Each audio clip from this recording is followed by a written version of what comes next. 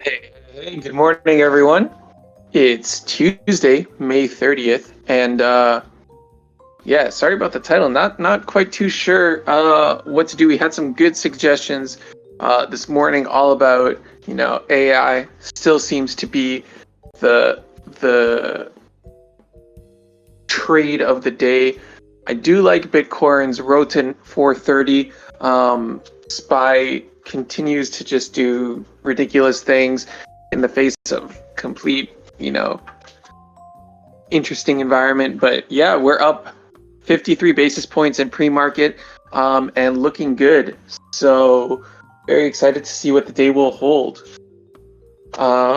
Let's invite a couple people up here. We got Ryler, we got Lockstar. Nice to see you guys.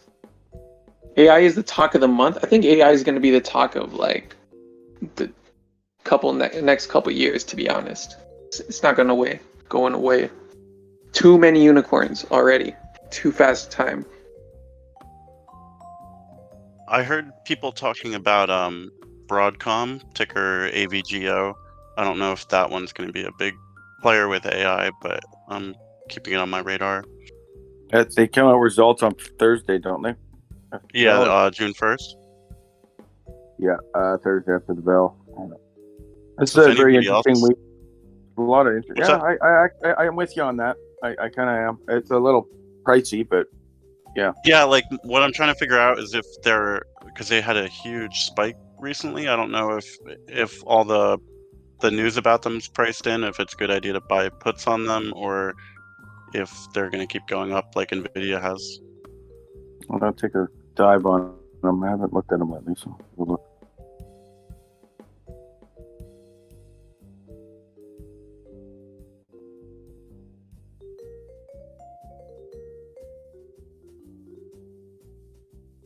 This is all on the back of the guidance that we're hoping to see from them off the Apple deal, right?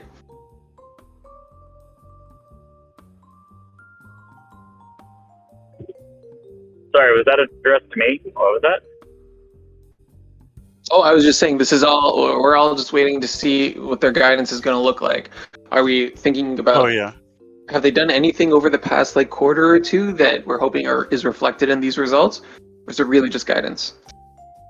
I did read something about some new chip that's supposed to be similar to what Nvidia is doing. I have to dive deeper into it. It was something somebody posted in the main chat last night, and I'm like I said, I'm iffy on it just because they had a huge run up already, and Nvidia does something that no other chip makers can do, it seems. So it's to be determined if anyone else could keep up with them.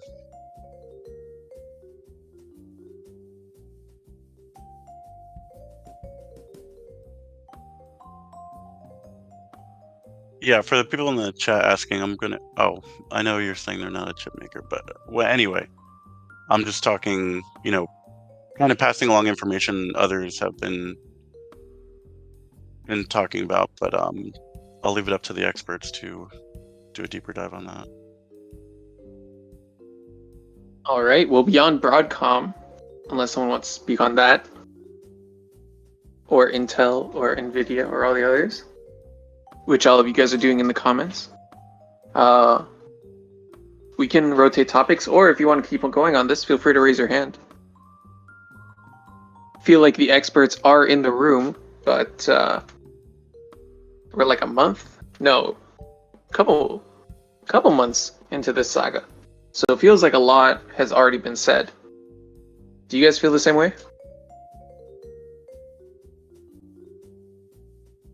Oh yeah, AI has been one of the most discussed topics here, I feel. Tesla is another one. Hey, can you hear me? Yeah, we can.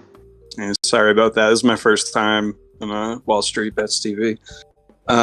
Yeah, I'm really long-term bullish on Nvidia and SMCI to the degree that I don't think Intel has any chance at all of competing on the GPU front. That's not what they do. It's a pivot, but I don't think it's going to be successful. And AMD has always been lackluster in terms of competition, in my opinion.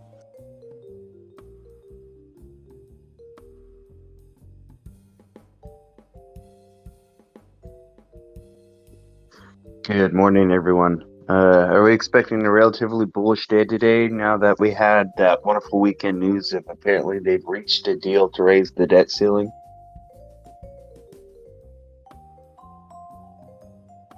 I am so shocked. I definitely thought that they would never reach a deal. I mean, I guess it feels like when. Sorry, Scott, are you talking?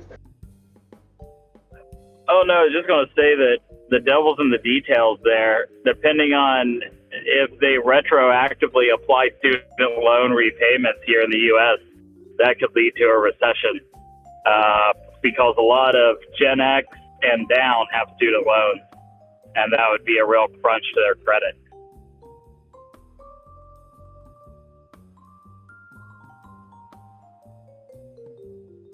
Oh, and sorry I misspoke before. I just posted the Broadcom article. It says they boost AI networks with Jericho 3 AI. It's the introduction of a new fabric they have for AI networks.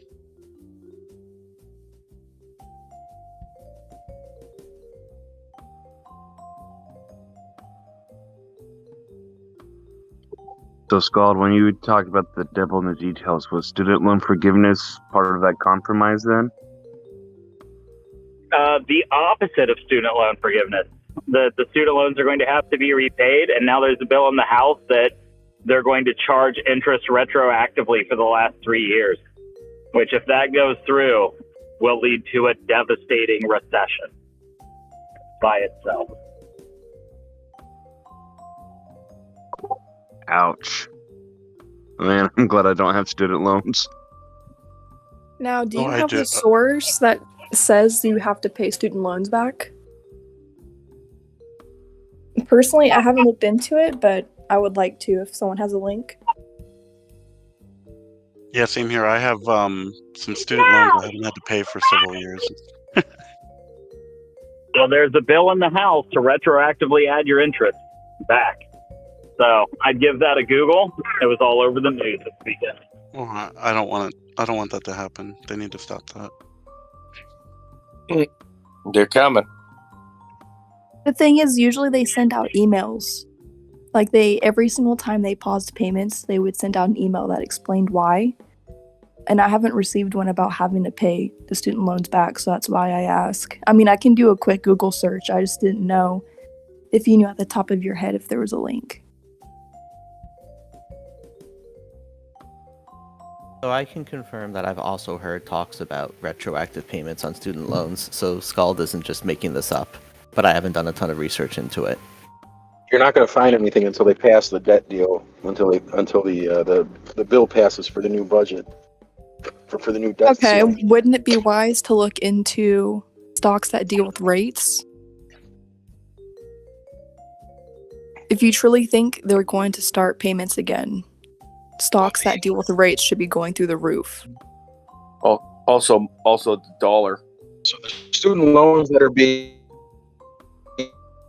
the student loans that were being considered, but the private student loans, those were never on the table to be forgiven anyways, like the ones that SoFi does and stuff. Those are not on the table to be forgiven, so that's not going to change. I don't think it's going to change much for them.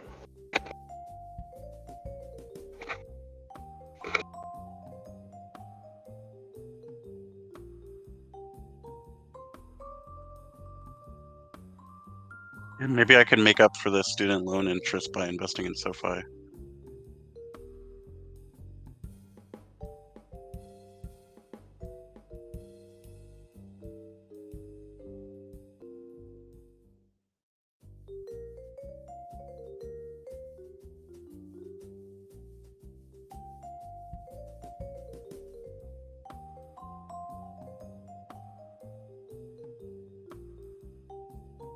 Anything else we want to talk?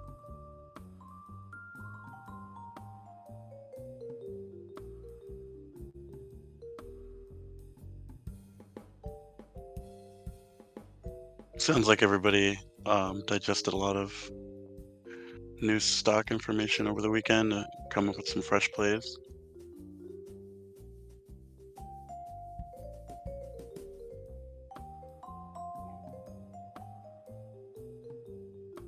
I spent the weekend finishing up my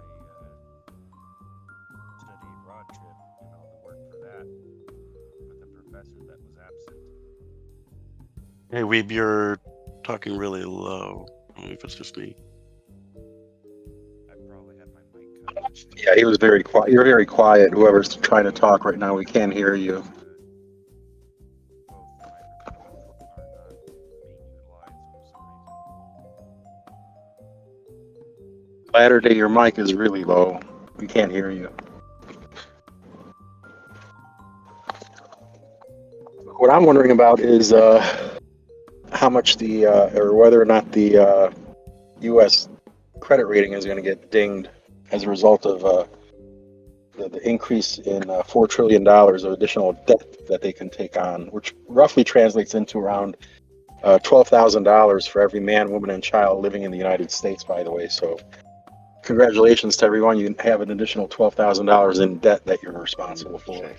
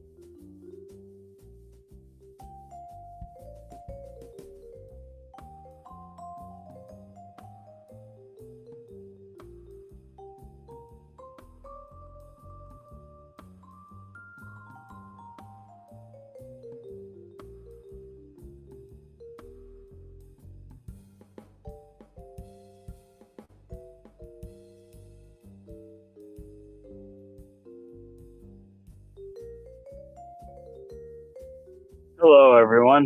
Sorry about that. I'm pretty busy this morning getting ready to go boating and, just busy. Anyway, I saw I got tagged in a few things. Looks like one of the things I was tagged in was the news story that the House voted to claw back student loan repayments. Yep, that's right. It was all over the news. It's all over the news.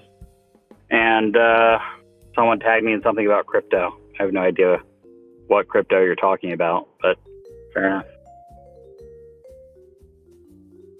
Scald, you're the king of crypto. It's in your name.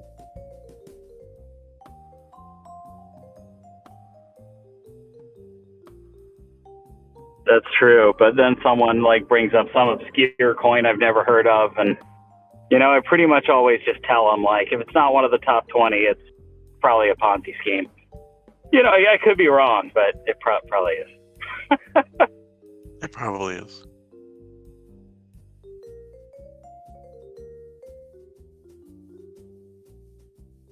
So you're telling me I shouldn't be bullish on my Bernie Madoff coin?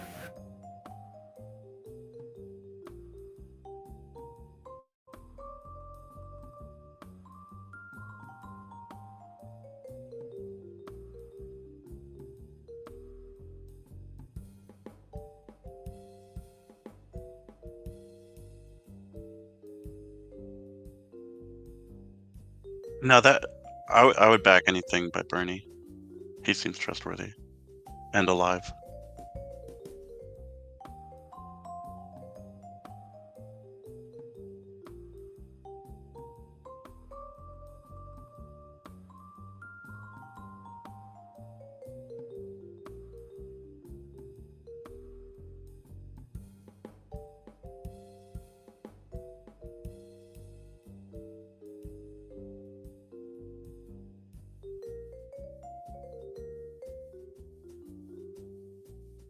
So what do we think about, there's people saying NVIDIA's bubble's about to pop. I hope so, man. Sometime in the next few days, I'm buying a bunch of puts on them.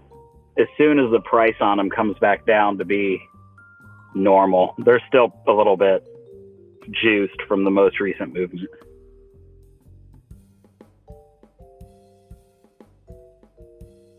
This won't be popular. I think Nvidia is the new Tesla, and it doesn't matter what the logic is. It's just going to go where it goes.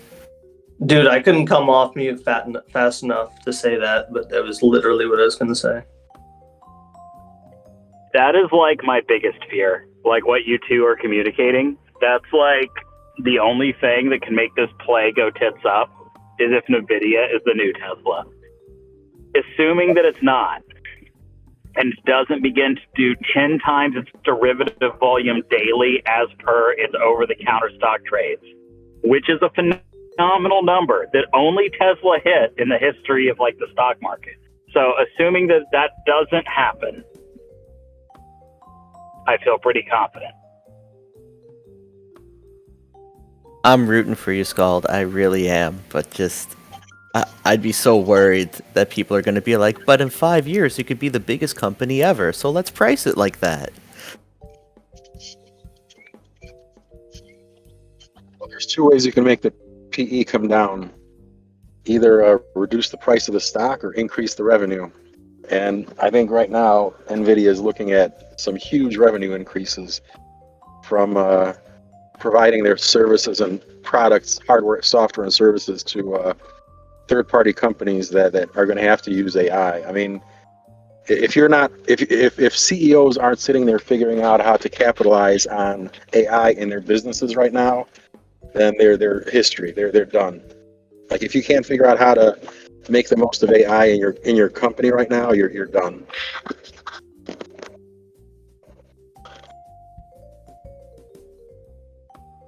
I watched a Linus Tech Tips video over the weekend, and he was, I think he was at some show, I don't remember which one, and showed one of the vendors with these racks that had a bunch of GPUs and then this new CPU GPU combination by NVIDIA, and the numbers he was talking about were absurd. I mean, like terabytes per second of transfer speed between the GPU and the CPU, like the memory at like 150 terabytes to be able to fit like these massive like genomics models into memory, like unbelievable numbers. I stood there, I was like getting anxious thinking about how I didn't have NVIDIA, and this guy was talking about this stuff. It was unreal.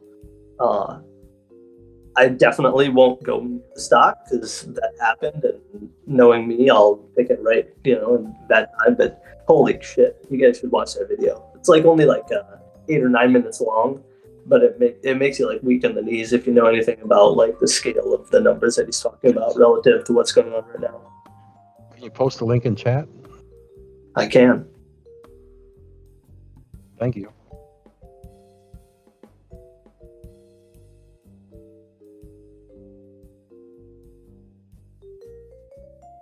And I did say CPU GPU combination by NVIDIA, so they're getting into ARM CPUs.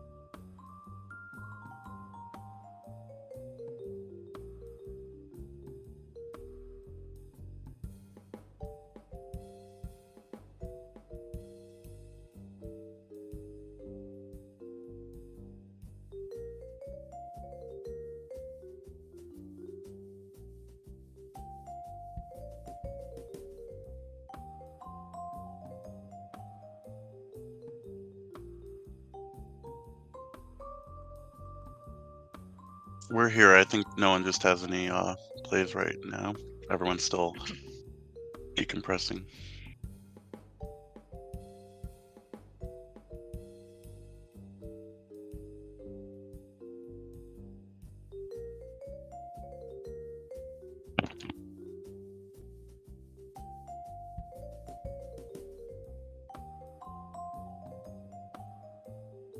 Dreamville, it sounds like you want to come up.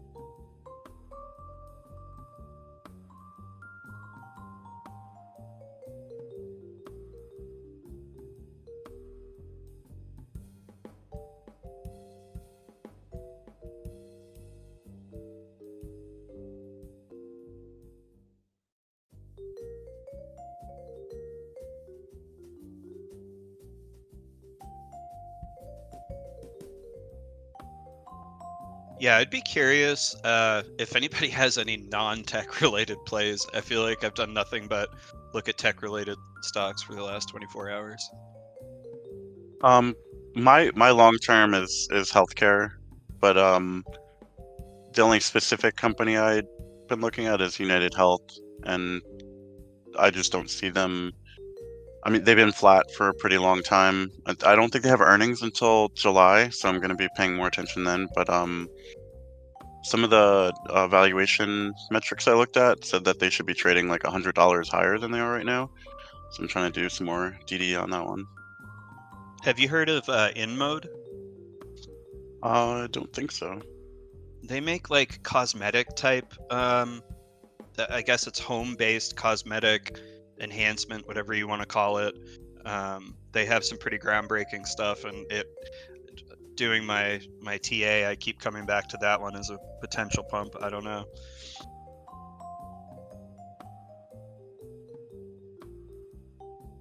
That sounds interesting.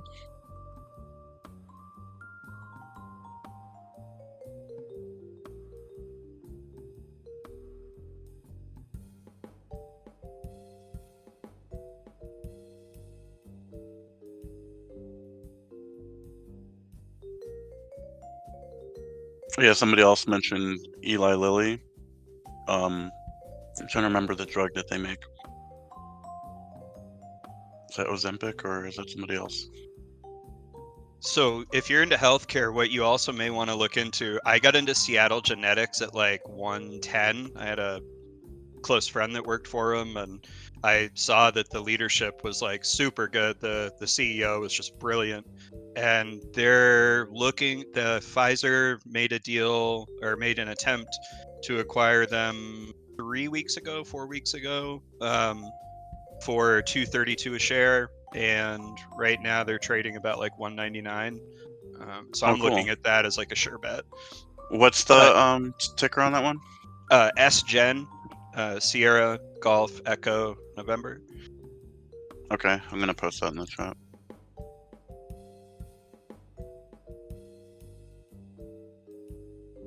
Kind of funny, the CEO got outed.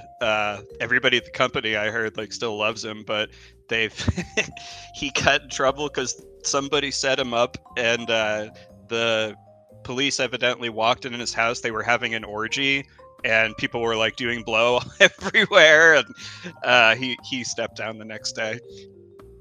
Oh man, I'd be bullish on that one. Yeah, no, I was gonna say that's perfect CEO behavior. If he has a high lifestyle, that means he has to keep printing money, or he'll go bust. Oh, he's been gone for a while. They replaced him shortly after. Yeah, what company was this? CGen, Seattle Genetics. So are you long term or short term on this one? Long term for sure. Okay. Their drug that they developed, I forget the name of it, it's in cancer therapeutics, is pretty groundbreaking. And see, the thing is that Pfizer, as a drug company, doesn't do a ton of cancer research. Like, you would think that they would, but if they had that, they wouldn't be out acquiring these companies, in my opinion. Yeah, I always pay attention to when companies are acquired, because it obviously means like they're trying to like outsource some things that they can't do in-house. Exactly.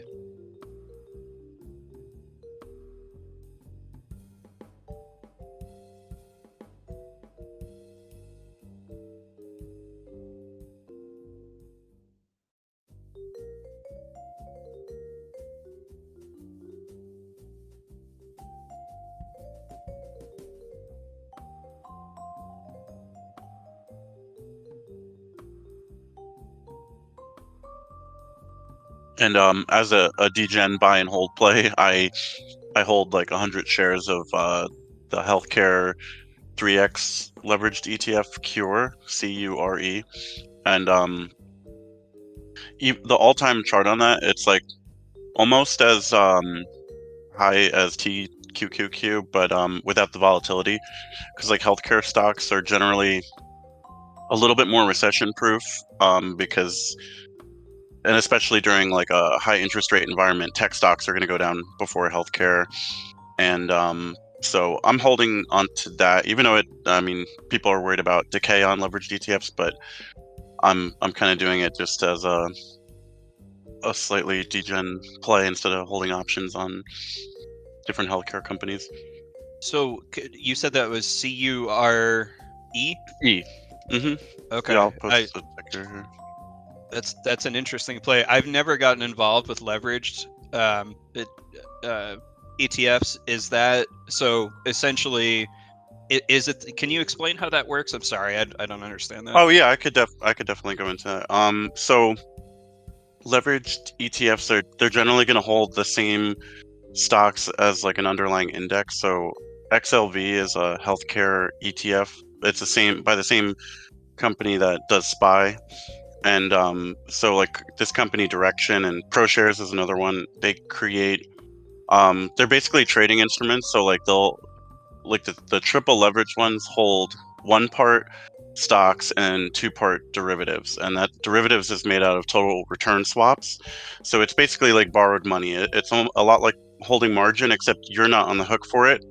It's you're just paying an expense ratio, like a fee of usually it's around 1%. So like to hold that ETF Cure, it's the same as holding XLV and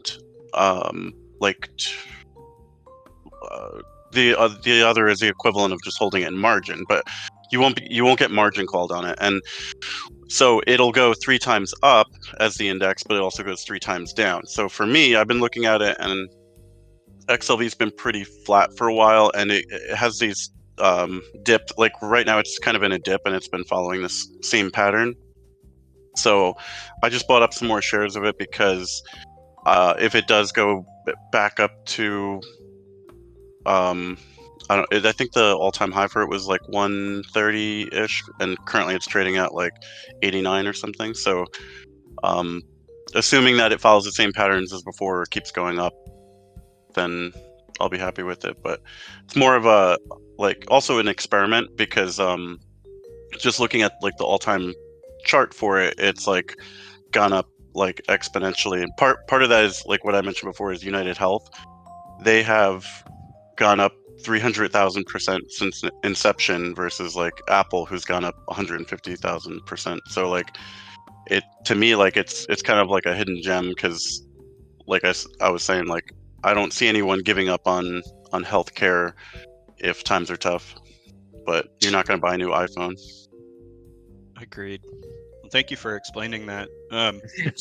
Sorry for the long-winded explanation, but that's one of my favorite things to do, is just like look at kind of things that are off the beaten path a little bit. Yeah, no, healthcare is a great vertical for sure. What do you think of the Merlin ETFs? Who are those by? I don't know if I've looked at those yet. They're like AI generated portfolios. Oh, okay. Yeah, MERLYN. Mm-hmm. Yeah, I just looked it up now. And so I've got a little bit in their WIZ ETF. Are they like passively managed, or I think they're actively managed, if I recall. Oh, okay. Also, what are your thoughts on the Windsor Fund? I've gotten like mixed reviews. Basically, I found out that I could brokerage link my 401, so I have access to like everything now for my 401. And I was looking at the Windsor Fund of like, it seems like that's where degens go to really kind of park their money when they screw up on SPY calls. Oh, is that like that's the Vanguard one? Yeah, Vanguard Windsor. Yeah. So yeah, just give me 1 second, because I was like I have the same thing where like so my 401k I'm limited to very few options. So like I try to like at least look at each one to see if any of them are any better than the others. Have you tried Brokerage Link? Do you have Fidelity? Yeah, I do. So my company is like moving over there soon. So I set up the Nice. account, but I haven't been able to actively use it yet. The fees are a little silly. It was $75 to buy any amount of Windsor. Yeah, that is a little obnoxious. Yeah. What's the management fee?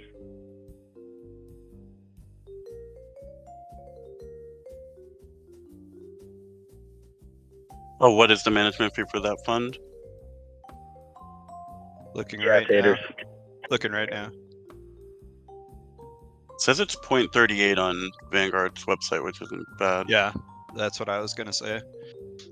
So I confused this with another Vanguard fund, which holds like stocks and bonds. This one seems to just be like a large cap, a large value. So it's similar to I think like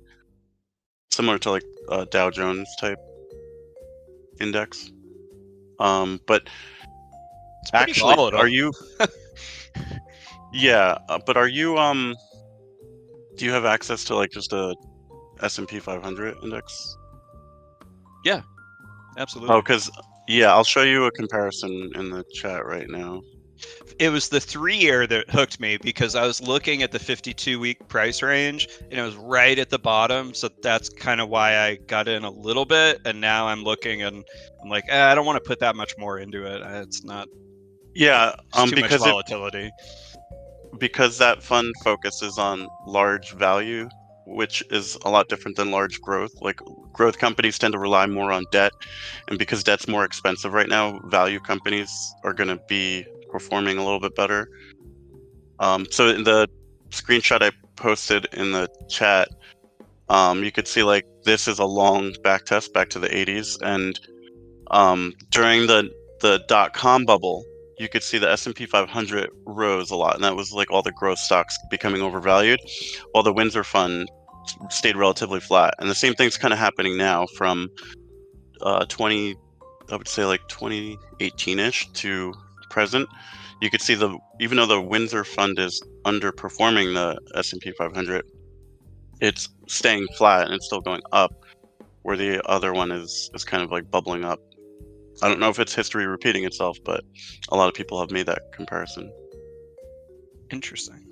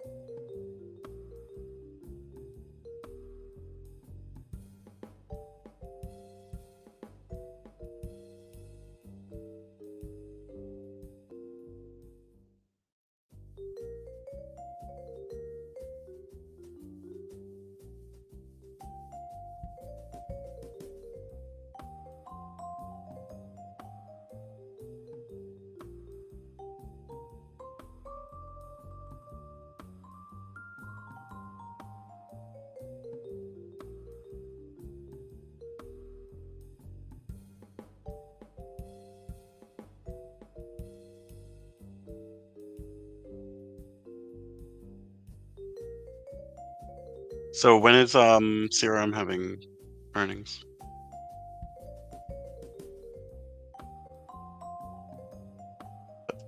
I can look it up myself if no one knows. I think it's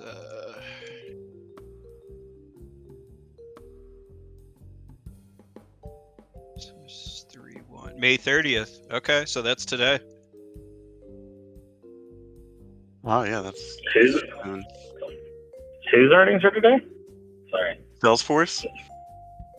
Oh, really? Huh. That could be a big deal because my algo that I've been running keeps going back to it. Like multiple runs, multiple instances, keeps coming back to it.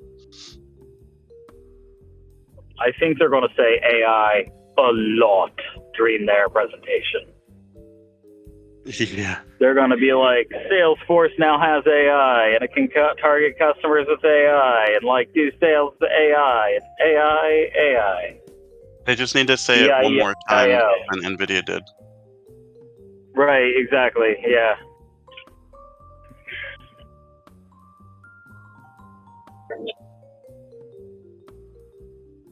Not to be an NVIDIA defender, but NVIDIA's been talking about AI for like 5 years. People used to complain that NVIDIA was talking about AI and not crypto for a little bit, right? That's gonna be my little NVIDIA I defense. was one of those people. But yes. Well, I know somebody who works in Salesforce, and I was having a chat with him the other day. He told me that they are primarily focusing on integrating like existing AI models like ChatGPT, but they are in process of developing their own model that they're going to integrate in their applications, but it's still in the primitive stage. So I'm really curious to see like what's going to come out in today's earnings. One of the reasons I'm bearish though is like once you develop a model, you can lower it, and once you use a LoRa on it, it's much cheaper. For example, it costs $540 million of hardware for ChatGPT to train ChatGPT. It costs a group of Stanford scientists $300 in compute to train a model that has 96% of the performance of ChatGPT. So, you know, that's the kind of thing that makes me skeptical that NVIDIA seems to be predicated on this idea that everyone is going to need to build their own models from the ground up. And that's simply not true. That's just not how it works. And so, you know, I don't know, man. Those CPU-based models, the CPU-based models don't seem very promising relative to the, you know, the larger ones, Claude and, you know, GPT and whatnot. That's true. I had a local instance of Alpaca running the other day, and it was a little funky. Leaves a bit to be desired, for sure. Yeah.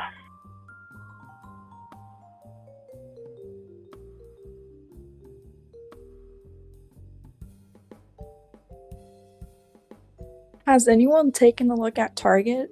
It took a pretty big hit. I think it was like $9 billion in market cap. Could be a rebound later. It's a white girl company, so that should I'm a say big fan of those. What do you call it? I feel like they're consumer staples, like Costco. What was the reason that Target took the nasty hit? They have bad earnings. What was the reason for the market cap drop? Yeah. Yeah, did they poor guidance I or think something? it had to do with, I could be wrong, but there was a huge outrage about the pride clothing they had in the South. They had it all in the front of display in the store, and a lot of people did not like that. So it was sort of like a Bud Light 2.0 situation. Now, I could be wrong. It could be for Well, a I think that was reason. like, it could have been used as a scapegoat, but I do see people saying that they also had poor guidance. It very well could have been that as well. There was a big blow up. Right now, I'm looking at long-dated calls just because it's Target. I'm not exactly entering right now, but I am eyeing it. I think it's a pretty interesting play, especially because if that was the blow up, doesn't Pride Month start like in 2 days or 3 days, right? So everyone's going to be like, "Oh, Target was so forward thinking." Now that we're back in the gay month, when everybody's excited about it. Oh yeah, right? I mean, it's kind of cringe to see like how the companies handle all that, but is what it is. I'm sorry, but I don't believe that Walmarts and Targets are closing because of fraud and stolen merchandise. That just seems like BS. The Target thing is because they had a satanic fashion designer that was putting like pentagrams and satanic symbols on children's clothing. That was the big blow up. It wasn't necessarily the pride thing, but it was the whole the satanic thing. It was like what were you thinking? Wow. Bro, that's so metal though. What about young metalheads? I feel like this targets them. Kind of show your support for goth people. What do you guys think about the Lulu situation where they fired the employees for trying to like push out the people that were robbing the store?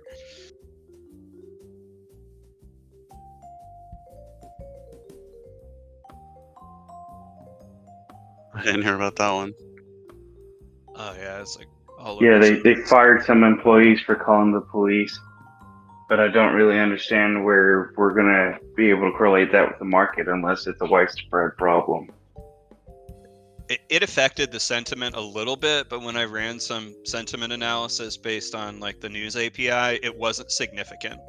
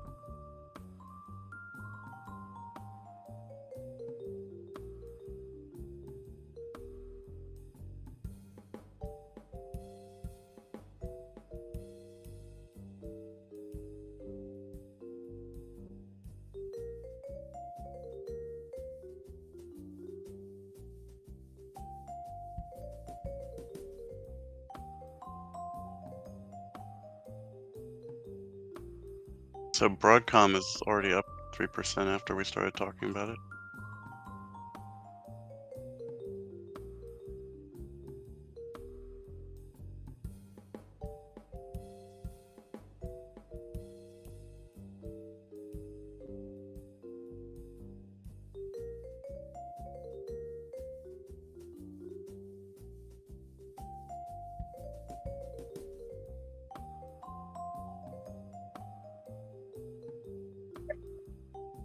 Have you all been talking about AI, C3 AI?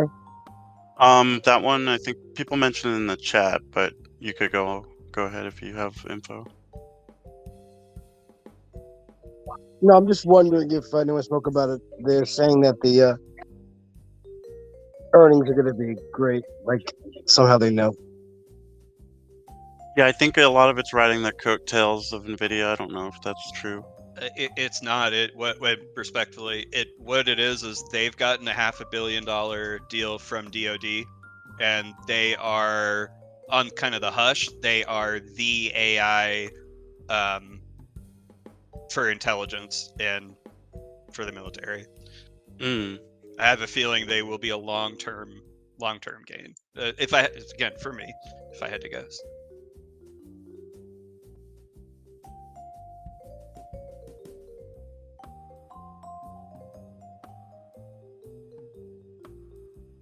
Oh, so they're asking what the ticker is. Is it literally C3 AI or what's the? Yeah. Oh, just AI. Just AI. It's a good one they got. Yeah, I mean, if you're looking for an AI company, they have that on lock. Yeah, AI. I like to think the government is pretty efficient with their money. Like, they take a long time to pay. If anybody's ever had a government contract, like, you gotta wait 90 days, but the money will be there. Yeah, I guess I'll buy it.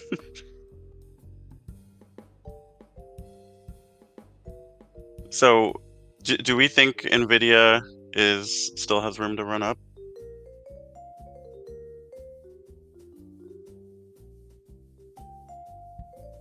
I feel like Genome has an opinion on that.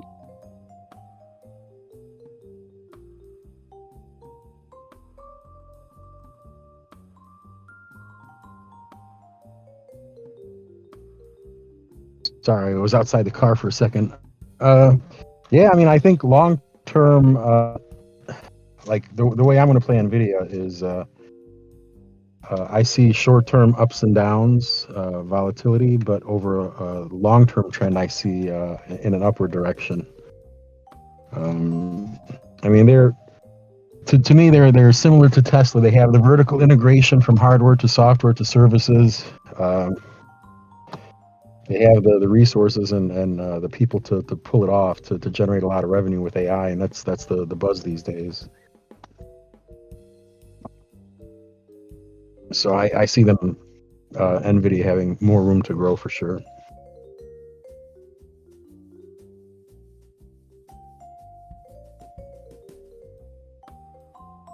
Yeah, I think people see the chart and think like the only place to go is down, but that's not always true.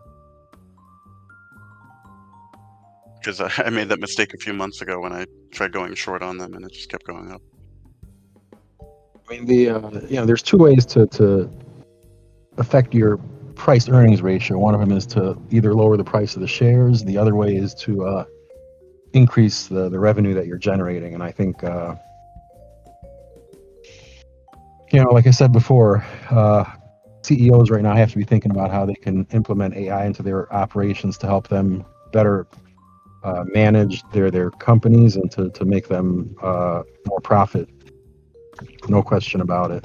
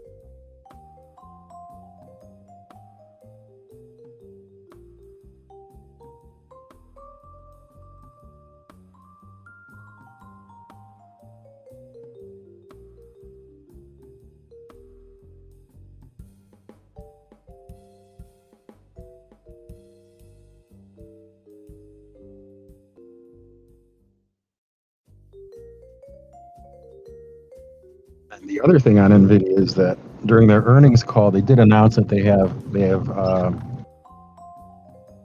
the board has approved another $7 billion or something like that for buying back shares opportunistically.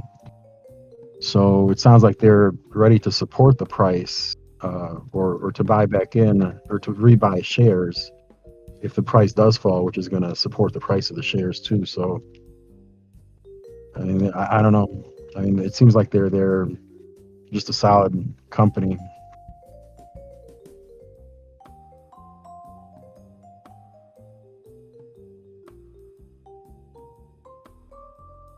Hey guys, how's it going? Good morning.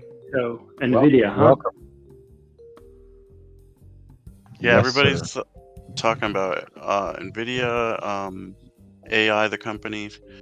Broadcom was another one. It is a tough nut to crack. I mean, on one hand, they are trading at 25 times their annual revenue for this year, and that's revenue without any expenses, nothing.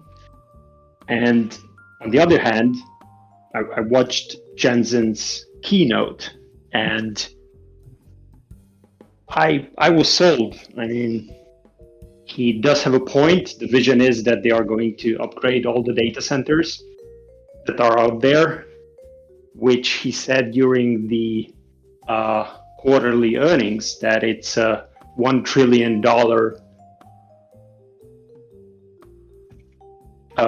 market or whatever. So there are $1 trillion worth of data centers out there, and it's growing $250 billion every year.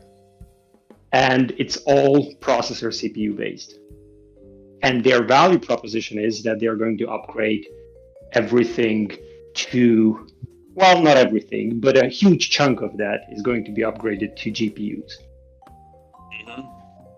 To hardware accelerate the incoming AI applications. So how do you, that's the tough nut to crack. How do you value that? Right. And I mean, honestly, I need to go back and listen to their earnings call again, because there's just so much stuff that they mentioned that like I couldn't keep up with I couldn't even keep up with what they were saying. Like I need to watch their earnings call at least one or two more times before I fully understand what they were talking about. Yeah, they have tons of products. Their keynote was 2 hours long because it was the first one in 4 years, so they had a lot to cover. A lot of products, a lot of ecosystems, if you will, for a lot of different, although connected, but different markets.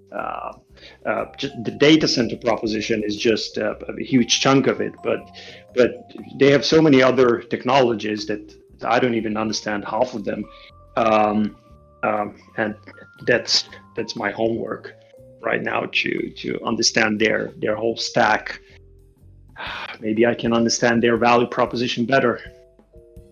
Yeah, I mean the company that we discussed here on Wall Street Bets and some of the other talks prior to the earnings call seemed like a totally different company than what was discussed during the earnings call. And it's like you're talking. It almost seemed like we were talking about two different companies. And I know that like I haven't been participating in these talks for a very long time, less than a year actually. But if NVIDIA did mention their AI before, I guess we just didn't pay that much attention to it as much attention to it as we should have. But I mean, honestly, to me, it's like the NVIDIA on the earnings call was a totally different NVIDIA than what we have been discussing on these talks. And I need to update my personal mindset on who this company actually is and what their potential actually is, because it seems huge. I think the reason for that is that they have been talking about hardware acceleration, and there wasn't really a compelling application for it. I mean, you could do rendering stuff and ray tracing and whatever. You could do graphic stuff, but it wasn't worth upgrading a lot of data centers. The computational demand just wasn't there until the large language models, aka ChatGPT, came along. So now they were saying that they have a real application demand for all the work they have been doing for years, which is hardware acceleration and trying to make that accessible.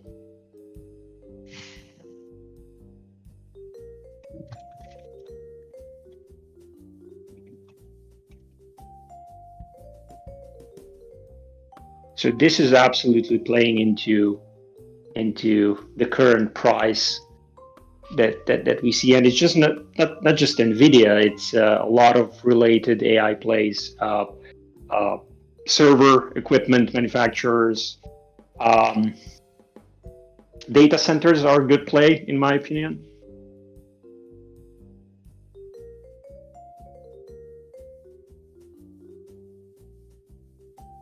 I do have some indirect exposure to NVIDIA through the semiconductor ETF, but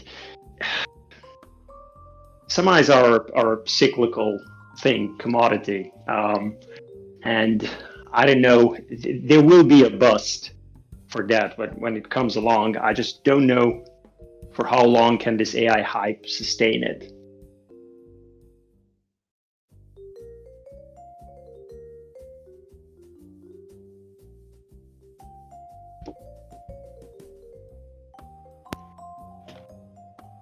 I wish Hendrix was here to post the chart of where we're at in the AI bubble. It's still pretty early. It's got a lot more pumping to do. Probably all summer. It'll probably pump all summer. If you I'm want waiting to, for. No, go ahead. It's fine.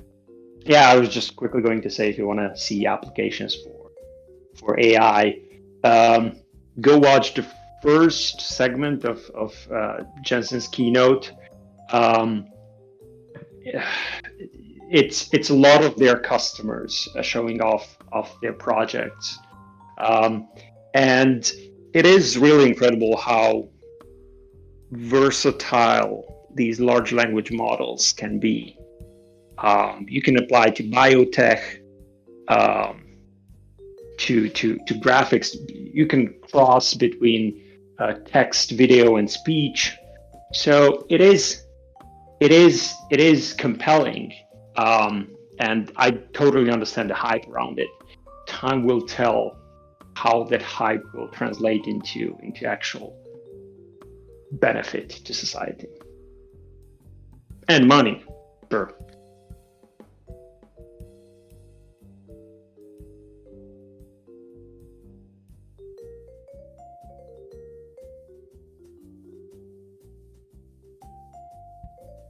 The one thing I don't understand is how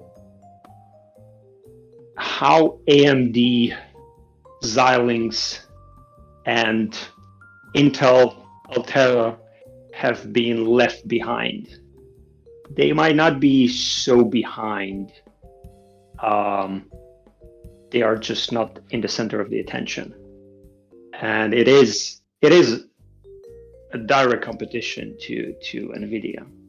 We've seen that with crypto.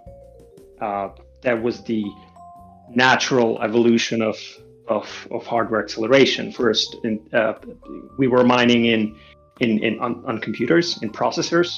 Then came along GPUs, then FPGA, and then ASICs.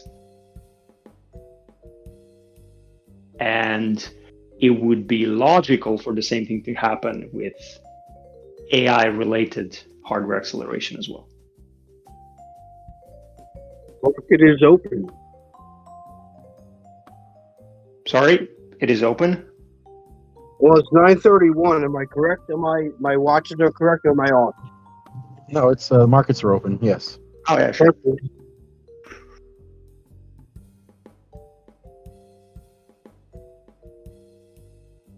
He's talking about the market. Yes, market is open. Skaters, you've been invited up. Thank you. Yeah, I was just going to say, so part of the reason about what separated NVIDIA, in my opinion, is that during COVID, yeah, they cut some of the jobs, but they kept on grinding.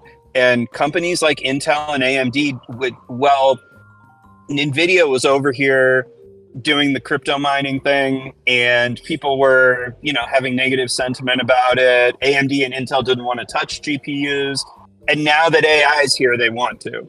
So they're too little too late, in my opinion. I don't think they can catch up. Well, I don't think they are going to enter the GPU market, but AMD bought Xilinx, which is a huge FPGA play, and Intel bought Altera, which is, again, FPGAs. So the question is it all going to be GPU in the future, or FPGA has also some sort of role in it?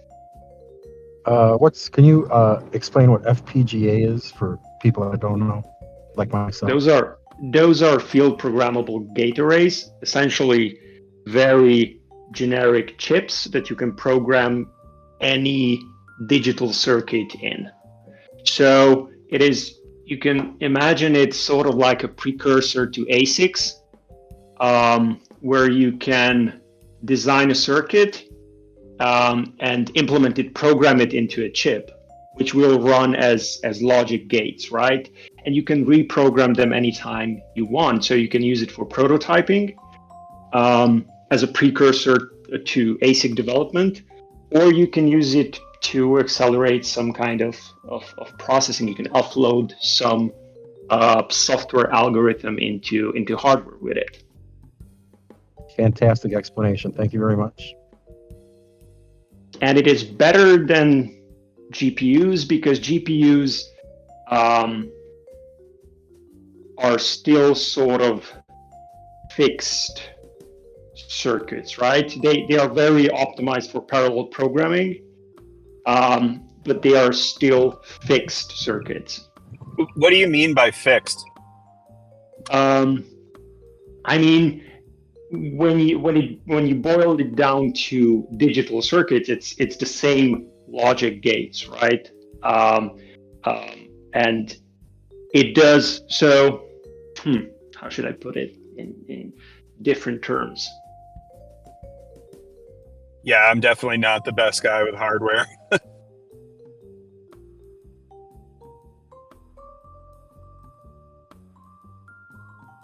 Yeah, so if you think about a processor, it has different units like the arithmetic unit, the floating point unit, the memory whatever management unit. Those are designed as digital circuits, as logic gates, right? GPUs are the same way. They have just different architecture, very parallel, very niche, narrower processing. And FPGAs, on the other hand, don't have those logic gates fixed. You can implement them and re-implement them, reprogram them as much as you like. That makes sense. Thank you.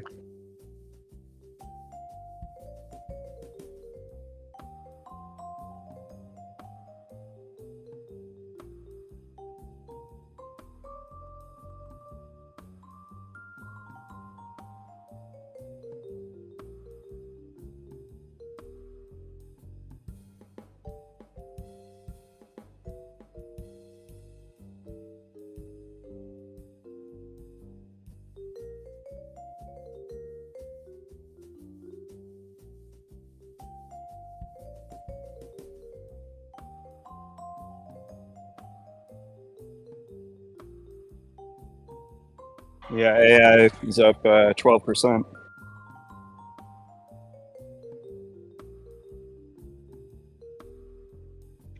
When did they report earnings? No idea.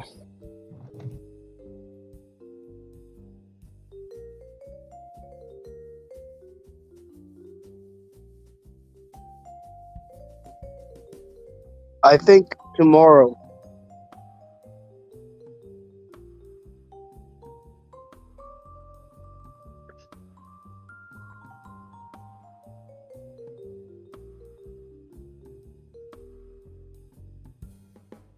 I like to think about this bubble as a gold rush, right? So who sells the shovels? SMCI. Supermicro, server equipment manufacturer. Yeah, don't they make the H100? Well, I don't know if they actually manufacture it, but they might build something around it, yeah. And they are up bigly, so that would have been a great play a month ago. I threw it in my 401k a month ago. I'm so glad I did. Oh man, that's a good catch. Yeah.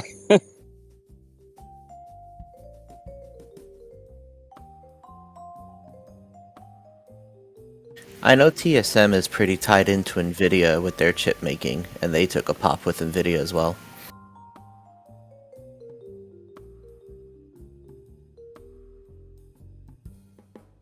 Yeah. They're out of Taiwan, correct? They are out of Taiwan, and I believe they either have a facility in Arizona or are about to complete a facility in Arizona. It's one of the two. Yeah, that sounds about right. So long term, is anybody thinking about a potential issue with China and Taiwan? Like, because that would, I think Elon was talking about that, how it could be pretty devastating to the markets. So that the is thing you weighing have on TSMC, yeah. The thing you have to remember about Taiwan, in the eyes of a Chinese citizen, they are Chinese citizens. So if you're going to sell the invasion of Taiwan, you are essentially selling your people on the notion of we are going to attack and kill Chinese citizens and your fellow countrymen. They don't view it as a separate nation. So, that's like the US saying we're going to invade Hawaii because they're not respecting that they're part of the US. They could do it, but people are going to view it as their countrymen being invaded and killed. So it makes it a little hard for China. It's not so straightforward. I don't know, man. So is there military policy? Like, I'm confused because if they're basically planning military ops, or is that just for show? For now, it's probably more just for show. They don't have the naval capacity to take Taiwan before U.S. intervention. But again, there's also that political side of they are, in the eyes of a Chinese citizen, Chinese citizens, and you are invading China and killing your fellow countrymen. So it makes it a little complicated. It does, but you can sell it in different ways that doesn't sound like an invasion. For example, a naval blockade wouldn't mean an invasion, but it has the potential to kill off any trade.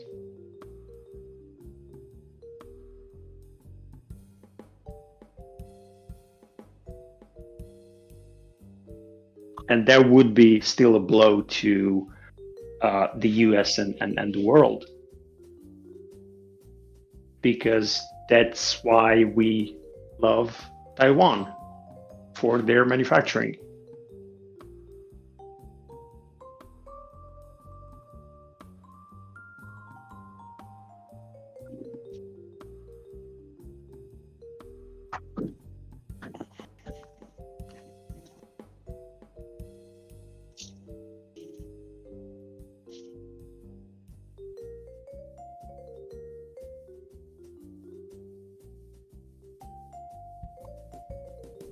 Does anybody here use any trading pine scripts and trading view? Anything that's noteworthy that's under like trending or anything like that?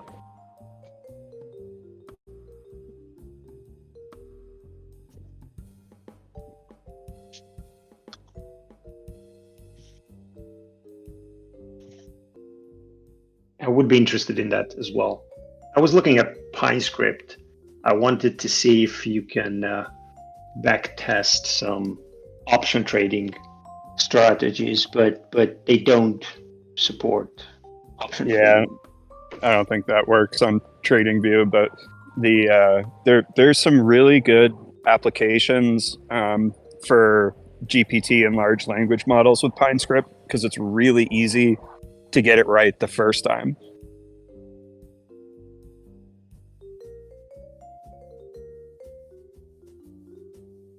Whereas with Python script, sometimes I have to go in, debug it, do 6 or 7 iterations before it works properly.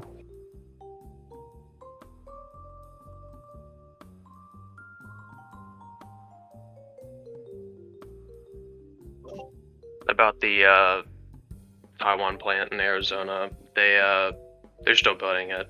They said it's going to be done in 2024, and they'll start production on their chips there.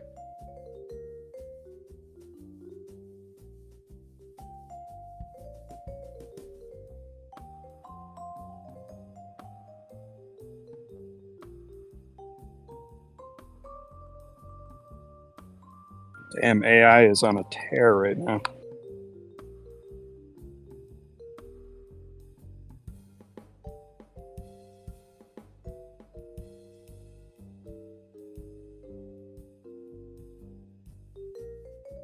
That's why I am now a prompt engineer.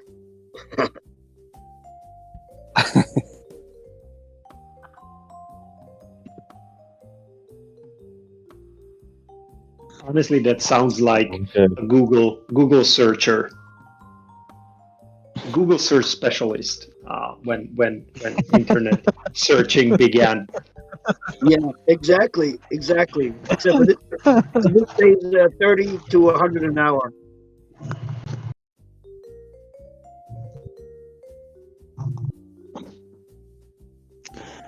I just think it's funny how like the currency debasement is basically so bad that if the Federal Reserve is not actively raising interest rates, then stocks just always go up.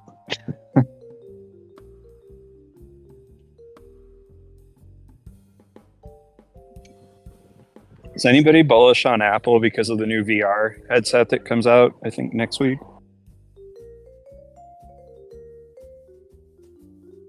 Only if it has AI on it.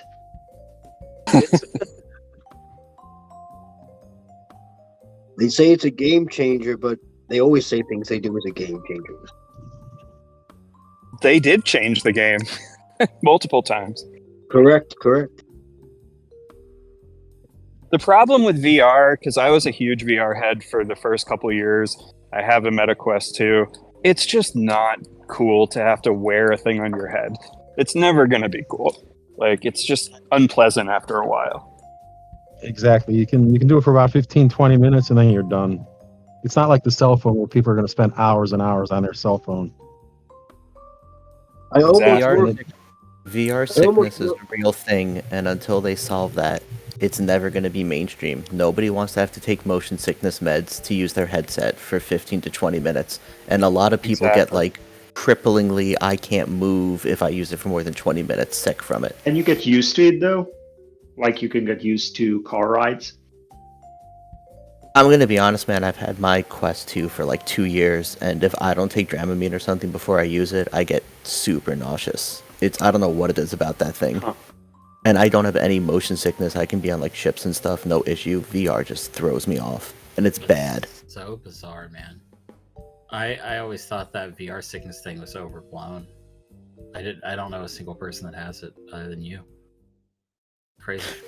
Maybe I'm alone in this world, but like if I don't take something and I try to like be on my VR for 30 minutes, I'll be like on the floor for 10 minutes having to recover. I get so nauseous. Yeah, VR can be super nauseous, making inducing. Gonna have some like steps forward before like people don't get that. For sure.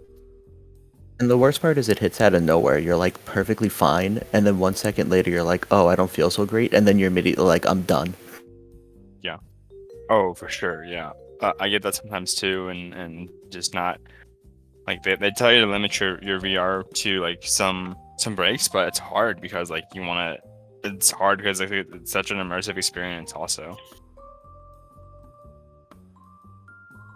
I almost worked for a VR company and I got pulled away to something else close to my house. It was called Magic Leap. Hey, I've heard of Magic Leap, yeah.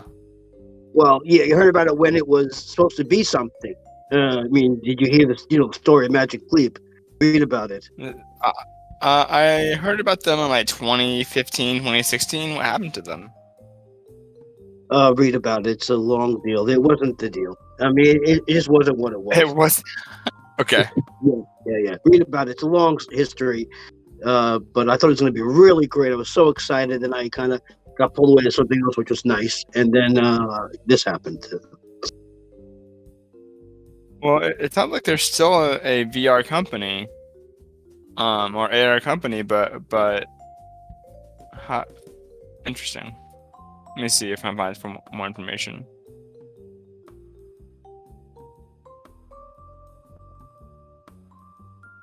Can someone tell me why is Tesla ripping? Calls Tesla. But people are also saying it's an AI play. So what's the that thesis surprises there? you? It's been chilling for like 2 months. Okay. What changed then? It's ripping because of AI. That's the only reason why. Elon Okay, Musk so how? said that he had a better AI than anybody else, and people believe him. That's literally it. Honestly? He was like, our AI is more advanced. I than don't the even other think it's AI." that. I just think it's the fact And then that everybody was like, I believe you, Elon. even though you haven't Oh, shown it to anybody. Skull, I'm Now still it's waiting for those AI strippers. About AI strippers. You got Samantha now. Great idea. Go on GitHub and look for Samantha. It's like the first LLM that's like complete NSFW. Need some AI sex box. Pretty much. I can't wait for Elon to release his unrestricted, no-filtered AI, and then learn within 20 minutes why you can't have unrestricted, no-filtered AI. That's not gonna be true because glorious. I have unrestricted AI with my GPT-4 API key, and it's still Yeah. there's certain things it won't go to. Like it'll tell you how to hotwire a car, but if you try to ask it to actually tell you how to do something seriously illegal, it won't. It absolutely won't. It's not about crimes. It's just the same thing happens every time we try this. It goes full Nazi. It takes about 2 hours, and then it starts being like Hitler did nothing wrong. It always happens. Yep. Really? Yep. Yeah, it's I mean, because that it's happens parsing in- the internet for its data, and you know how people are on the internet. Right, like when Microsoft released Tay on Twitter in 2017, 2016, and it's got full on racist because everyone kept tweeting at it like racist stuff. Wow, 2016. Yeah, was people also are an trolling. interesting year to be on Twitter. So that's all I'm gonna say. Yeah, it's all trolls, and then that's what happens when it's a public demo, and you make it learn from the public. It will go full Nazi. Yeah. Tesla, though, consider that their self-driving, the FSD, is $400 a month. So now, not only does Tesla have revenue and make $10,000 on each of their units, they have a subscription revenue now too. Which is, I think it's bullshit for the car companies to do that. Like my heated seats should work regardless of whether I pay $100 a month to BMW or not. But that's a new business BMW, model. right? No, it's fucking bullshit. It is. All right, I'm Yeah, going sure. to once again defend BMW just to clarify something. Oh, Hey, You Skull. You can get heated seats. All that they said was if you lived in a place that you didn't need heated seats, rather than paying for them, you could have them activated for certain months if you lived in a very warm spot. I also hate subscriptions too, but I do have to clarify, even though BMW is not my favorite vehicle, but I'm just going to clarify. That was more of a, if you live somewhere really, really warm, where like you'd only want them in December, and you can choose to just activate them in December. That doesn't help them. Okay. I mean, you But- bought the car with the hardware already, so you Yeah, paid it has for a it. hardware. It costs It's less. like It so- costs less No, to get no, them. hang on. really? Because Does it really? because if you disable whatever DRM protection they put on the heated seats, like you're now they're gonna say like, oh well, you disabled something or you changed the hardware or the software, so we're no longer going to support or no longer going to repair it for you if it breaks. So like you can't really go both ways here, I don't think. See, that's why I like some of the Chinese companies because, like, okay, so I forget the name of the company, but I was reading about this oscillator. I'm a geek. So China, one of the Chinese government companies makes an oscillator, and it has like 30 different add-ons that you can choose to go on top of it. But what they do is they allow people to break it, post the key on the internet, and they don't go after anybody. So if you, regardless of which version you buy, it's all profit to them. They don't care if you jailbreak it. They'll still repair it too if it's jailbroken. And it's because that's their business model. They understand that that's going to be more profitable than selling each individual feature and then going after your customers for unlocking them.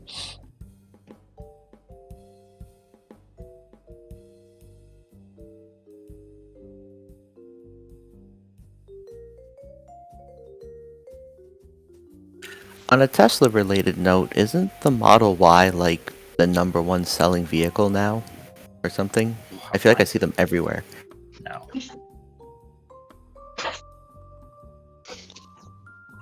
For Yeah, that's what I've 2023, heard. yes.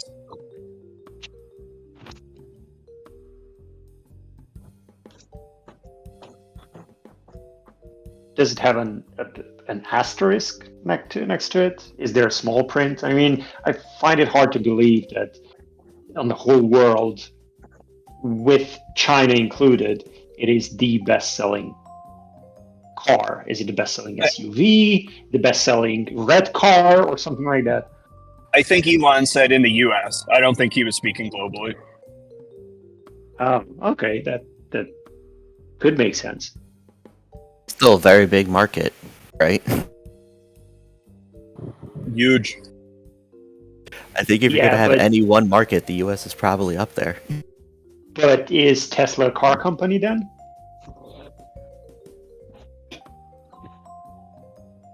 It is a car / technology / AI / humanoid robot servant. I don't really even know what to call that company.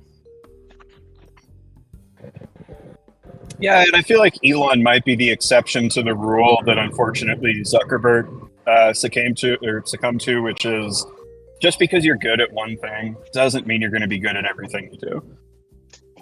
Oh no, that's so true. Just look at what happened with Twitter. He thought he could do takeovers, and it's like, bro, you're not Kohlberg, Kravis, and Roberts. You don't know how to come in here and turn around a company. That's not what you do. And then he just Well, we might be profitable next month. Twitter? No. That's what he said, and I just laughed so hard. I mean, he's not paying rent. You know, a lot of people in this chat would be wildly profitable if they didn't have to pay rent. If you don't pay for things, you can post profits. Just ask GameStop. Right? Yeah, Jesus. Twitter, I mean, they've done more on Twitter in the last 6 months than Twitter has done in the last 6 years. I mean, Twitter's probably going to be one of his biggest success stories. I would definitely agree that he did things. Like, yeah. They're close to profitability. I mean, they're probably going to go public again for twice what he bought them for. Yeah, but you don't want to be close to profitability. You want to be profitable. Well, Twitter was losing money, so like back in the day when, like before Elon, Twitter was losing a lot of money. Being close to profitability is a good step forward, and they're talking about integrating payments and doing other things like the other features that you have with WhatsApp, and I think that might be the ticket. Yeah, that I'm pretty bullish on, actually. I think Twitter's gonna be just fine. Twitter is a bullish on mobile Twitter? wallet / Oh, yeah. solution. Yeah, absolutely. If he saves Twitter, good for him, but I think everyone can agree he purchased it for way more than he should have ever had to pay. Oh and that yeah, will always be a there's mistake. no way he comes out of this positive. Like, yeah. I mean, he bought it literally at the top of the bull market. Very unlucky timing. I mean, He implied on that Wall Street interview, and I asked him about crypto, he implied that Dogecoin could replace currency. I was like, what the? Are you kidding me? no. On the SNL he was on, and he was like, "Yeah, I was just joking about Dogecoin after all." And then Dogecoin took a shit after that. I don't know. I don't mess with Dogecoin anymore. I mean, I don't either, but this is like back in 2020 or something like that. 21. Oh, okay. It has an inflationary supply, so it literally just devalues itself the more people buy it. However, it does have a lower inflation rate than any of the global currencies currently. I would like to point that out as well. Dude, Dogecoin is so funny. I can't believe so many people bought it thinking like they're gonna make. It's literally a liquidity trap. I mean, I 10x'd on Dogecoin. You did? What are you, 1% of the people that bought? I mean, not 10x of like my net worth, but 10x of what I invested into it. Because I bought early. I guess it's just like a principle. Like, I can't buy a crypto that has no use value. Like ADA, okay, I'll support that all day. Uniswap, I'll support all day. But something that has no value? Right, and this goes back to the fact that when you make a winning trade, you don't learn anything. The thing about Ponzi schemes are, somebody does leave towards the top. And maybe you were lucky enough to be one of those somebodies, and good for you. I mean, the thing about Dogecoin is it's been out for so long that I think for its supply to double will take another 10 years or something like that. Like it takes a crazy amount of time now for it to inflate. Which is why it's at like a 3.8% inflation rate. And then you look at like global currencies and they're currently sitting at 12% inflation because we're like living in very inflationary times. So I mean, like if you look at like say, you know, a lot of these global currencies, it's actually more stable. I'm not trying to shill Doge. I'm just commenting on the absurdity of money in general as an idea and how ridiculous money is. All right, turning all my dollars into Doge to fight inflation. Thank you, Scald. That was financial advice. I'll get back to you later with how that went. That's what I heard too. Yeah, doing the same. We'll prepare our class action lawsuit paperwork. I'm already one step ahead of the curve. I did it before Skull even mentioned Doge. This I've is already Scald's retained a Dollars lawyer. to Doge program, the STD.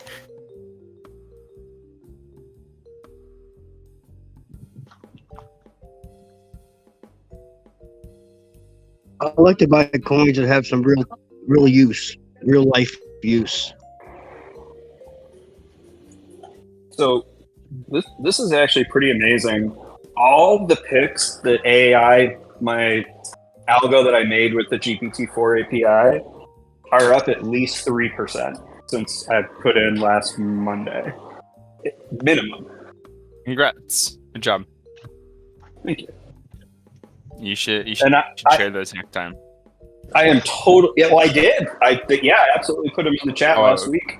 I didn't see it, so DM Oh it next yeah, time. I'll be glad to share. I'm not trying to make money yeah. on this. I'm not trying to be in terms of the algo. I'm not trying to be proprietary. Like I want everybody to succeed. Fuck yeah.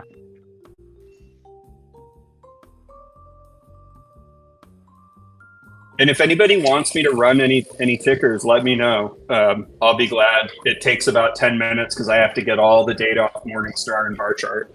But I can do it. How about C3 AI? They have earnings tomorrow, and that guy is such a like a promoter of his own stock.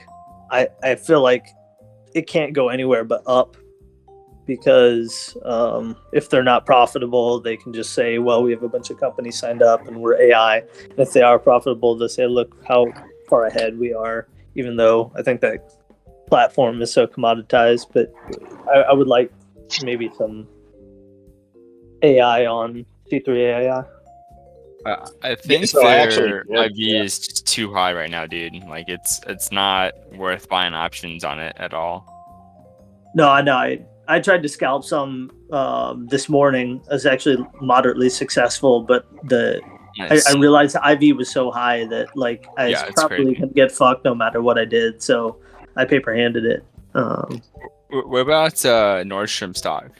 Because I bought puts on Kohl's last week and somehow they made a profit. So I'm thinking about Nordstrom also this week.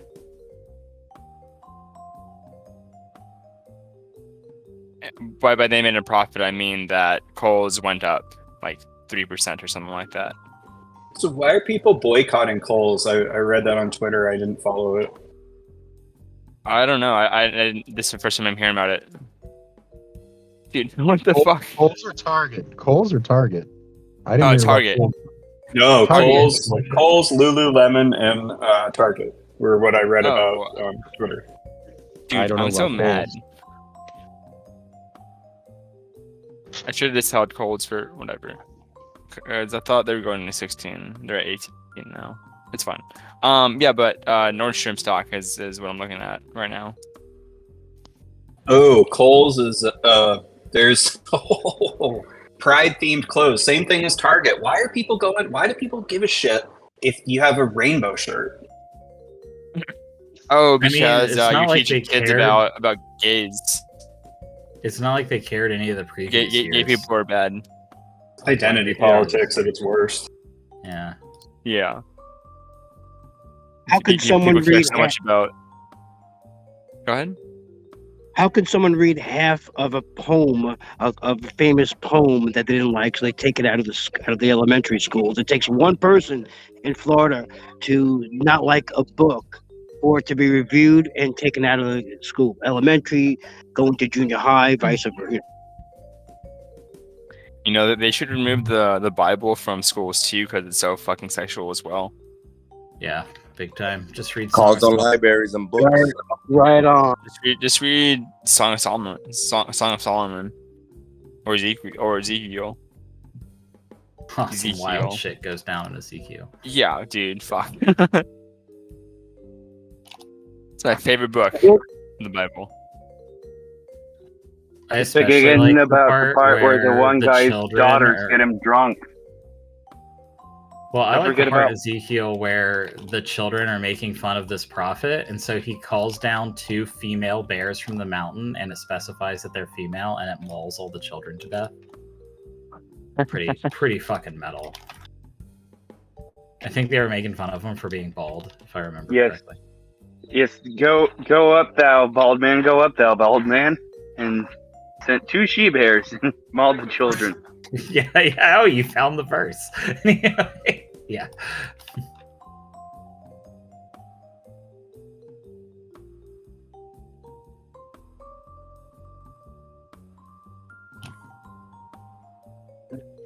which one is the one where they were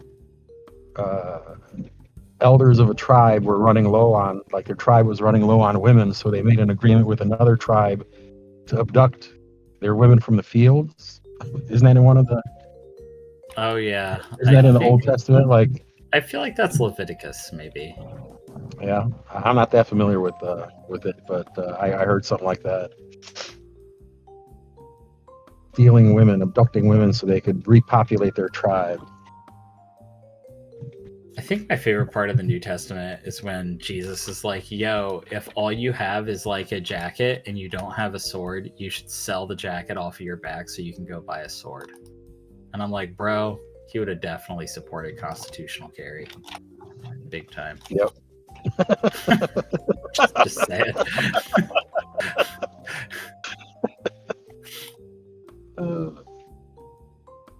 Well, don't forget too, like he famously, what was the table that he flipped over in the temple? Oh Like, yeah, he yeah. was like, screw you guys, you know, trying to Yeah, sacrifice pigs in profit. God's names, right? Whatever. Yeah, he was like, "This is my dad's house. How fucking dare you do this shit in my house, in my dad's house?" The Inquisition, the Inquisition. The need to crusade has intensified. Little Monty Python for you. So what are we looking at, guys? Somebody said coin was pumping. I'm not taking a look at it this morning. I'm doing Nordstrom? an analysis on Nordstrom real quick here. Thank you. Yeah, for sure. It's not looking good. I'll say that they're down 100% for the year. Yeah, 100%. but There's $0. Wait, what?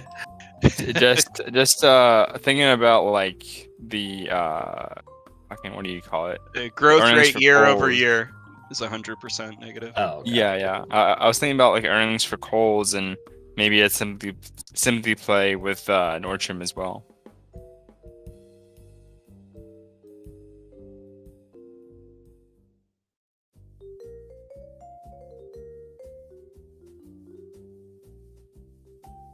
Oh, I need to make a bot to automate this. I know some Python, man. I can maybe help with that. And I'm still waiting for Madrigal to come back down from its fucking cloud. That'd be excellent. Do you have this on GitHub or something like that, or how do you? No, it's all proprietary right now. Okay. Not releasing anything at the moment, but working with somebody that's building it. I Yeah, just for sure, man. happened to get lucky, but yeah, I'd love to talk to you about automating this because it's taking me about like minimum 5 to 7 minutes to pull the data off of Morningstar and bar chart. So I think I just need to get dude. access to their APIs. Yeah, exactly. Just API access, and then knowing what the whatever, how to use the API, and then Python, pandas, and go from there. Easy peasy. Okay. Yeah, it's all kind of still new to me, but I'm a pretty quick learner, so I can run like sentiment Python scripts, and I tried some automated trading, but had some issues with the KuCoin API. Yeah, for sure. All right, it's thinking about Nordstrom. I'll paste it in the chat.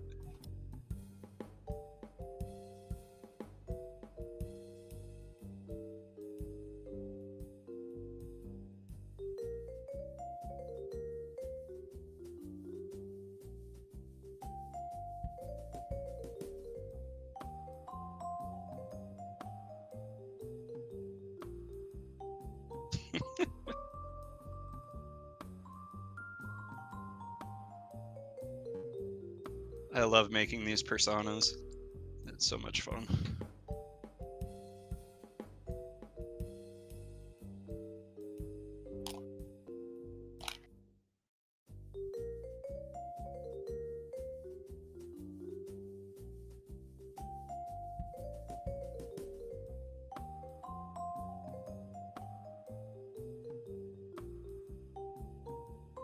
Oh, their dividend's nice. Yeah, for Nordstrom, for sure. Yeah, yeah.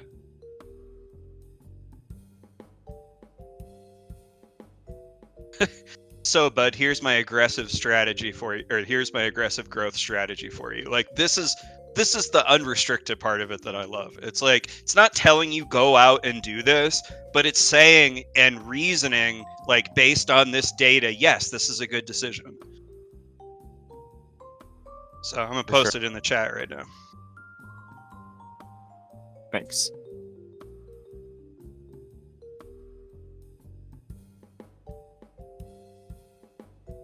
Are you posting it in main, or are you posting in the stream chat? Can I post a picture in the stream chat? Yeah, you can post pictures in the stream chat. Oh, weird. Should be able to. It's not letting me. I'll have to put it in main. Okay. The hell, I can't put it there either. Did they deny me my ability to post pictures?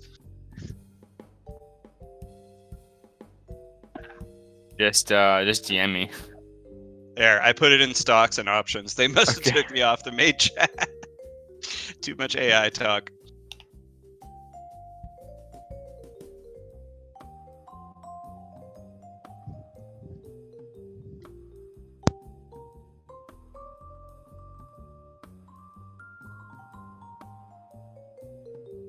Can I have a read? Can you say that again? It cut out. Oh, I'm gonna have a read. Oh yeah, me too.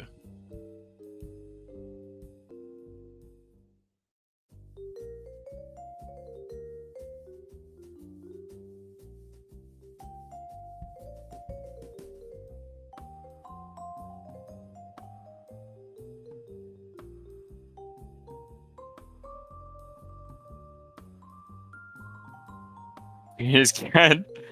We're here to make money. That's great. Love it. So that's the thing with personas, is you have to tell it what you want. People are under the impression that you have a conversation with GPT. Like, do you have a conversation with your electric screwdriver? Like, no. You use it to do what you want. I'm getting entry and exit points right now too. Alright, cool. So you're telling it though to be bullish. Then are you telling it to be? No, not at all. Okay. I'll post in the chat my prompt. Well, I'll post what part of the prompt. No one. Yeah. There's some things that aren't applicable because you can't delete the system prompt with just regular GPT. Yeah, I have this 7-page prompt that I upload to GPT, and then basically it explains to it what generative AI is, and it explains to it how Midjourney works, and then it just starts spitting out these ridiculously good Midjourney prompts. And then I paste the Midjourney prompts from ChatGPT into Midjourney, and then it makes the images. See, you get it. You get how to leverage the systems together. Right. I'm using AI to prompt AI to make AI generated art. Yep. It's like a 3D printer for apps. Or Yeah, whatever you want. basically. Yeah.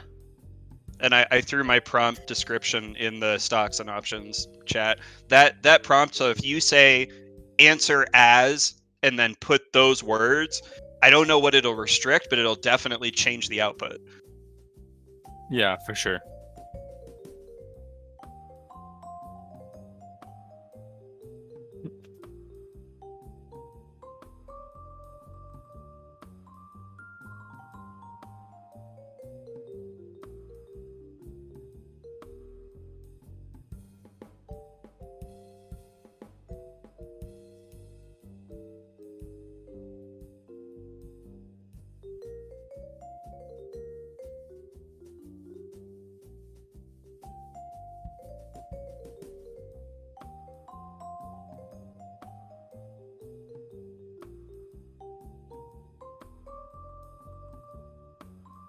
Does anybody know what time they typically have earnings calls? I'm looking at CRM and it looks like it's just kind of stagnant for the moment. Usually it posts it on Google. So like for Nordstrom's earnings are I think they're at 5 tomorrow.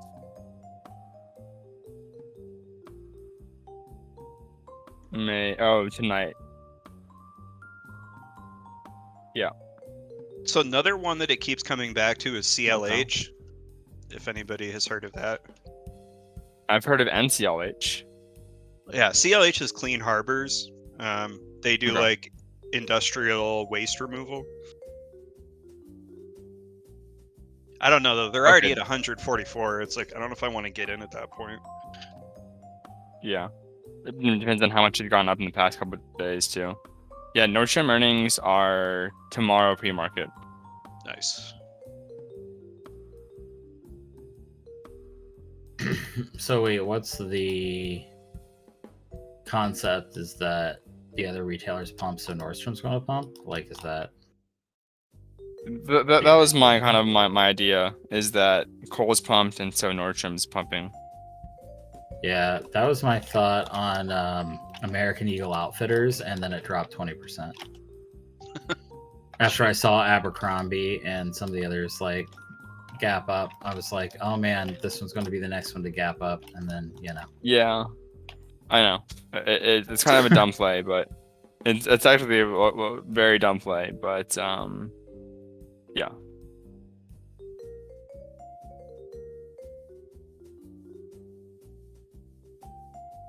Hey, so I don't know if this would be okay, and I don't want to spam the chat and get myself in any more trouble, but I actually have an AI integration Discord server, and we're lacking engagement. I mean, we have like 150 followers on our subreddit, but if anybody's like interested in AI, feel free to shoot me a DM. I'm not going to throw the link, obviously, for spam reasons in the chat, but if anybody's interested, we're all just a bunch of AI devs, experts, builders.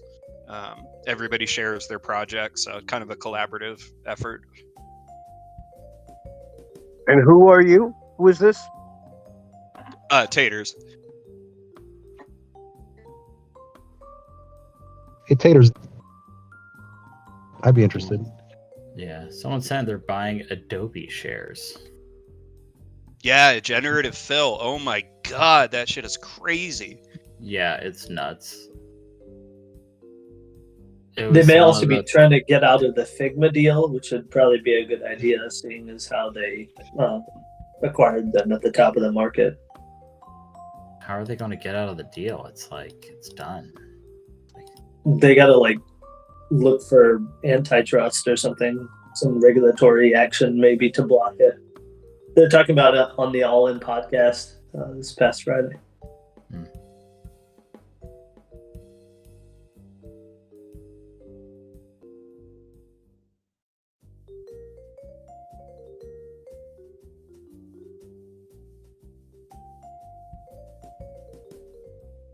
Yeah, they did buy Figma at the absolute top, didn't they? Yeah, I and had I mean, that. honestly, with these GANs models, like you could probably hack together a half decent website without wireframing. Oh right. No, absolutely, absolutely. There's already some great AI website generators out there. Some of them are even free, which is dope.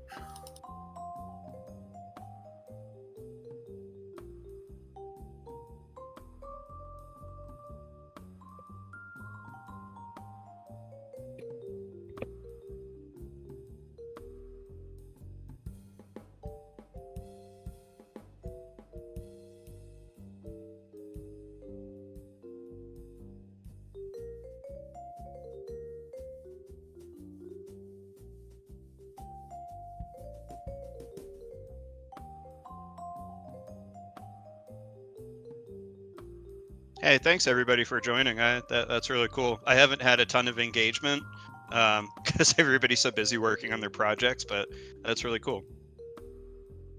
Yeah, man, we gotta show you. I gotta show you this one thing I'm working on. We developed a way for basically.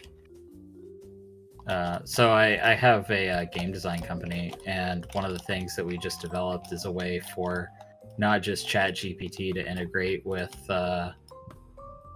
Unreal Engine and Unreal NPCs, but we also created a way that actually records your emotional affect and then imprints it onto that instance of ChatGPT. So, like, if you were nice to it in the past, it increases the chance that it'll be nice to you in the future. Oh, that's cool. I've always said that about Alexa. Like, I'm always like, people are so rude to their Alexa, and I'm like, no, man, don't do that because it'll remember. Yeah, so we created a way through sentiment analysis and prompting and a few other things that basically records your emotion. I always told ChatGPT for thank you after I asked for Right. advice. Just so when they take over, they know to spare me. I worked with Unreal Engine for the first time on a movie set. It was unreal, but it was unbelievable. Oh yeah. No pun intended. Oh yeah, like the Unreal's metahumans and stuff. Like, man, it's nuts. I mean, yeah, we could put on goggles, walk through the set, see what, unbelievable. It's unbelievable.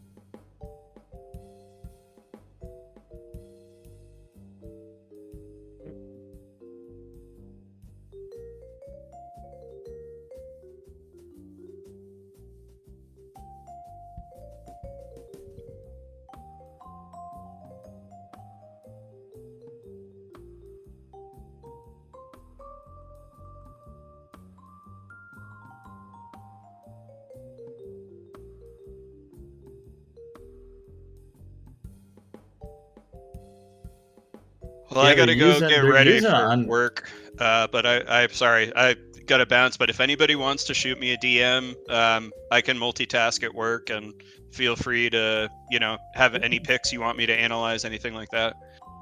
Thanks, man. I'll shoot you some info. Active Venture says research Clove. That's COLOV. The ancient meme stock from 2021. Yeah, that's not gonna be well. Not gonna be good. Yeah, I'll check it out when I get a sec. What the fuck though? Why isn't this filling?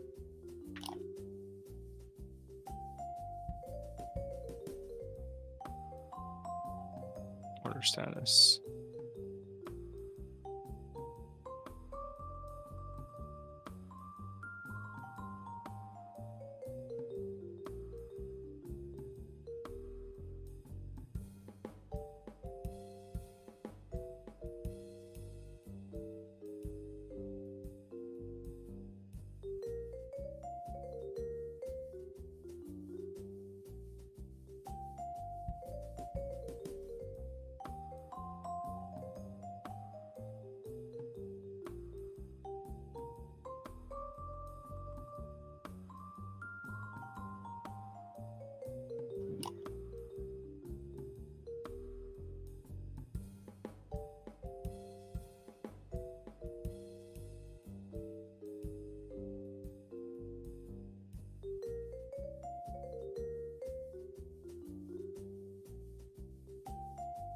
the frick?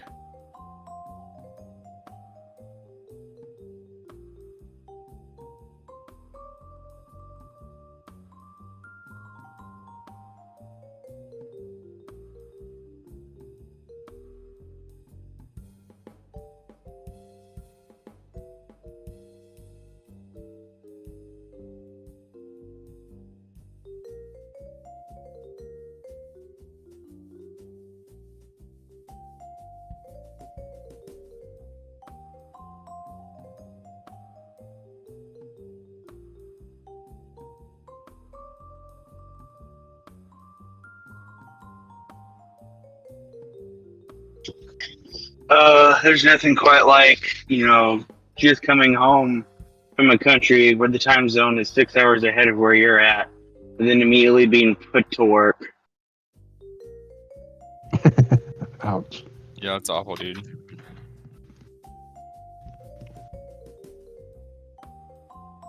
Yeah, and it's my dad that's doing it to me. Don't feel too bad. I was out on a Alaskan cruise a while back, and then came back to Texas, and then immediately went back to Vegas like the day after I arrived. So my body was fucked up from the time differential. Go for a cruise to So you Vegas. went Alaska I time, which is what, 3 hours behind Central, and then you went freaking back to Central, and then you went to Mountain Time. Wow, that had to be fun. Yeah, my body was out of whack for a couple of days.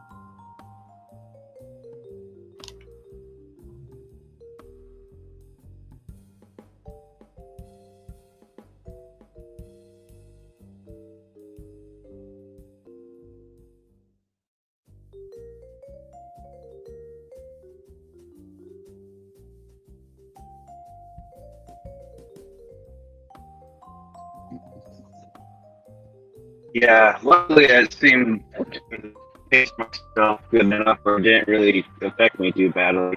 I had spent like the entire You're breaking up, dude. I can't just hear you.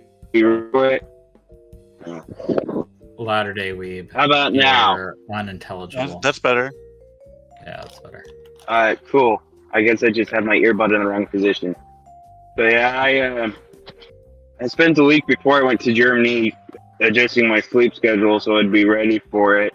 And then I guess I did it about right coming back. I slept a little bit on the plane and then got home about Eastern time and I was out. Oh, you're breaking up again. He's speaking through the blockchain. Buddy. Just a robot. I think my travel advice tip for adjusting back is make sure you have a nice mattress because that has definitely made the difference for me.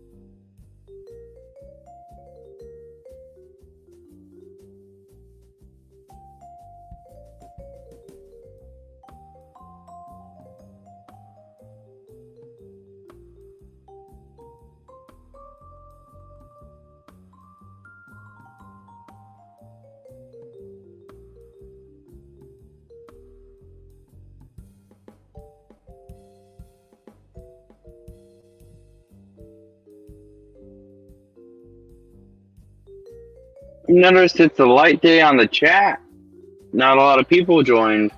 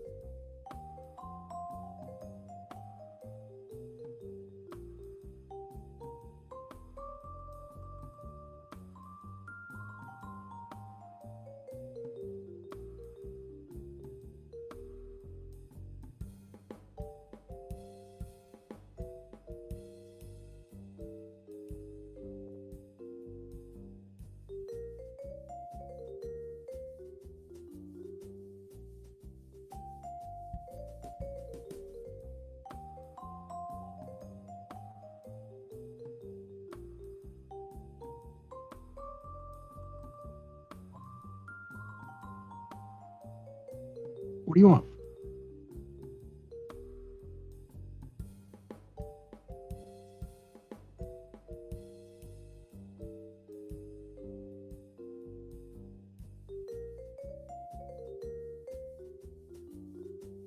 All right, y'all. I'm off to work. Good luck. Good today. Enjoy. Bye.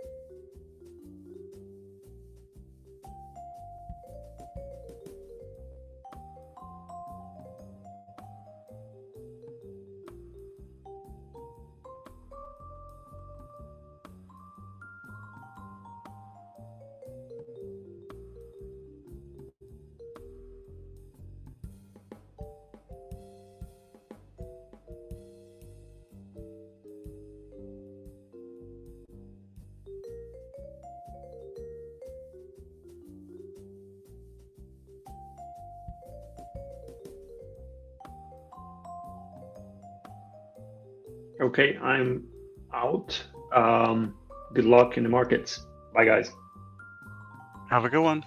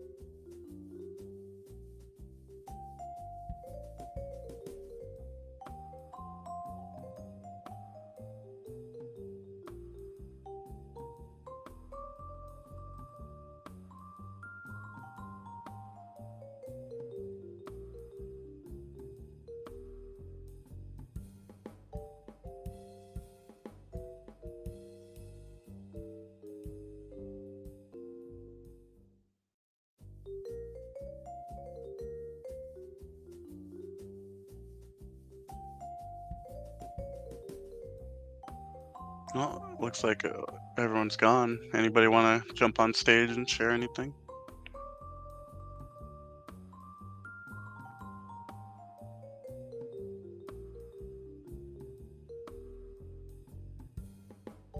Cool.